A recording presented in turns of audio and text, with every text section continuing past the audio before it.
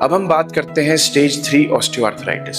आपके पैर जो हैं उसके अंदर जो मूवमेंट है आपकी वो कम हो गई है, आपके घुटने सीधे नहीं रह पा रहे हैं, आप चलते हैं तो आपकी चाल बिगड़ गई है। धीरे धीरे पेशेंट्स हमें ये कंप्लेन करते हैं कि डॉक्टर साहब घुटने में तो दर्द है ही है, लेकिन अब दर्द कमर से भी शुरू हो गया है और वो दर्द पैर में पूरा नीचे तक आता है। ये सारी चीजें दर्शाती हैं कि स्टेज 2 से स्टेज 3 की तरफ ये बीमारी आपकी बढ़ रही है। एक्सरे करने पे जब हम देखते हैं तो हमें दिखता है कि पेशेंट के एक्सरेज में दोनों घुटने की हड्डियां आपस में चिपक गई हैं, पैर भी टेढ़े हो गए हैं। जहां पर वो आलती पालती पहले मार के बैठ सकते थे या जमीन पे बैठ सकते थे, अब चेयर पर ही बैठ रहे हैं, यानी जो रेंज ऑफ मोशन है वो कम हो गया है।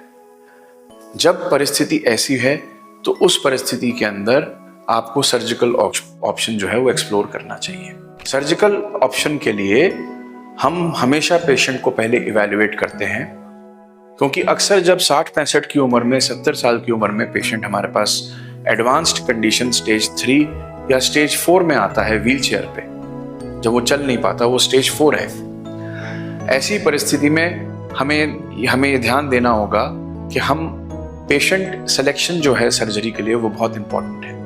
अगर किसी 70 साल का कोई पेशेंट हमारे पास ऐसी कंडीशन में आता है तो हमें ये ध्यान रखना चाहिए कि उस पेशेंट के शरीर के सभी ऑर्गन्स जो हैं वो 70 साल पुराने हैं, चाहे वो हार्ट हो, चाहे लंग्स हो, चाहे किडनी हो, चाहे लिवर हो।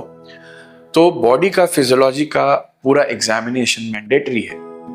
अगर ये सारे ऑर्गन्स का फंक्शन एक ऑप्टिमाइज्ड है या ठीक आता है, तभी हम सर्जरी एडवाइस करते हैं और सर्जरी की तरफ प्रोग्रेस करते हैं। अगर इन सभी प्रॉब्लम्स, इन सभी ऑर्गन्स के अंदर कोई अगर प्रॉब्लम आती है तो हम उस प्रॉब्लम को पहले रेक्टिफाई करते हैं। हम एक फिजिशियन की टीम को इन्वॉल्व करते हैं, कार्डियोलॉजिस्ट को इन्वॉल्व करते हैं, पल्मोनोलॉजिस्ट को इन्वॉल्व करते हैं जो कि छाती का इवैल्यूएशन करे। क्योंकि अगर हम किसी पेशेंट को सर्जरी के लिए ले रहे हैं तो हमारा ये ऑब्जेक्टिव है कि वो पेशेंट अस्पताल से चल के, अपने पैरों पे चल के पेन फ्री अपने घर तक जाए।